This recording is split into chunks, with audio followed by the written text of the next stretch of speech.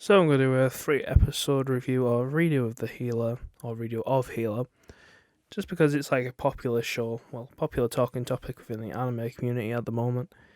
It's not necessarily people's favourite show, and it does have some rather risky content.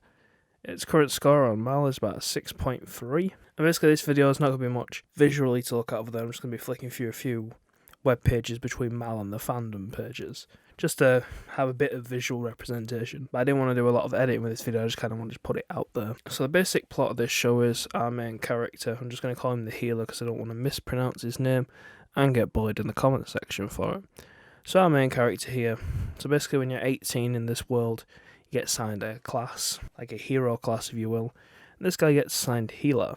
On his first time in his life, he gets terribly mistreated by, I don't know, I'm going to say this kingdom or whatever, basically this princess and her army. They basically abuse him and torture him, basically just because he has these different abilities and he's really good at his healing skill. So through this he gets abused and he gets hooked on, they force him onto substance abuse and things like that, just so he stays with them and fulfills their roles. But our boy has a different role.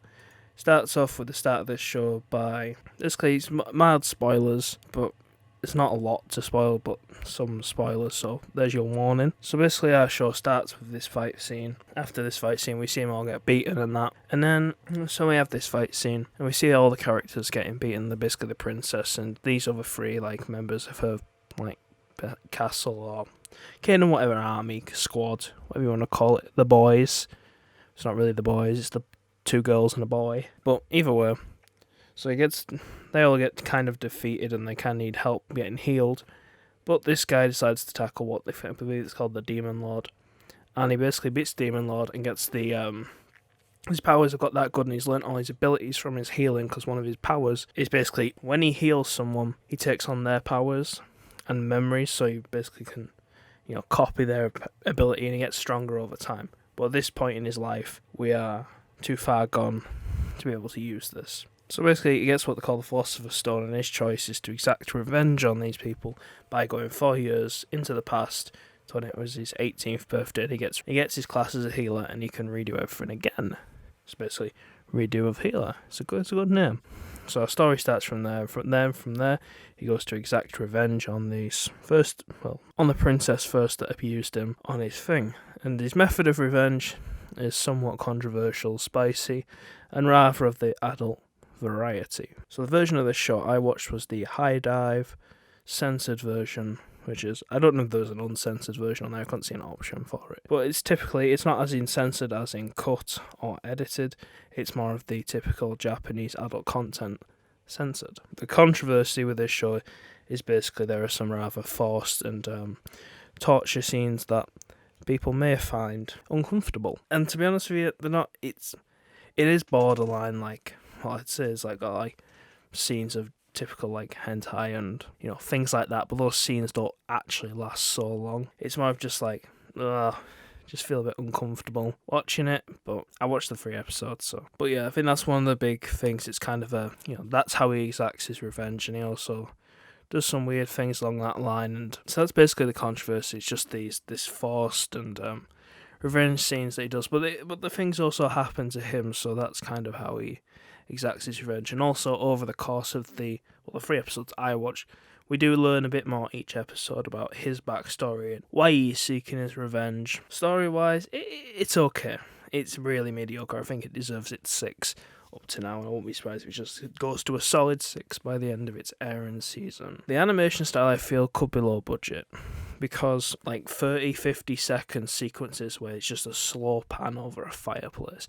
It's not even like in some shows where you might have a grand landscape and you want to do this big panning shot of a city or something beautiful. It's just like a fireplace. I actually thought when I was watching this, because sometimes streams mess up, that it just got stuck, but it actually hadn't got stuck. Actually, I got stuck. This was actually the show playing out. And it was kind of boring, and it really, I understand that it's time crunches and stuff in anime, and you got to make up scenes. You got to make scenes cheaper to have more budget or extend the budget to its thing, like the infamous Ray and Asuka in the elevator in Evangelion. You know, a scene like that, it extends out and there's not a lot of animation to do, but this is just literally a pan. And it happens several times with other things. So other than that, the anime art style is just, I feel like it's really like, it's nothing special. They made this princess character, yeah, she's kind of waifu material, I guess, but yeah.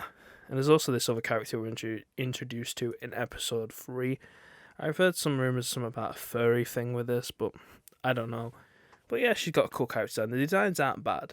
And the facial animation on the this guy when he gets going, see if there's actually a thing of it in Mal. It's actually not too bad. I quite kind of like some of his facial expressions. But the OP and the ED, nothing really to write home about. They are kind of boring. They are kind of just standard. They're nothing really short. If I had to pick one, if I had to listen to one over the other, I'd definitely pick the ED over the OP. I think also it looks nicer. So also talking about like who made this anime. This anime is made by TNK. If we look on the MAL for TNK, you can kind of see where they stand with making anime and what they make. They make stuff like High School DxD, the awful School Days anime, which really was a big kind of meme in the early days of the anime community on YouTube. So yeah, they make a lot of the High School DxD stuff. I think there's also some Senran Kugura stuff in here as well. I haven't watched that yet, just here, 12 episodes. I don't think I've watched that show, but they'll kind of do go around this, they've got a theme. They don't necessarily make my favourite shows, let's put it that way. I know some people do like these High School DxD shows, especially when people are starting to get into anime.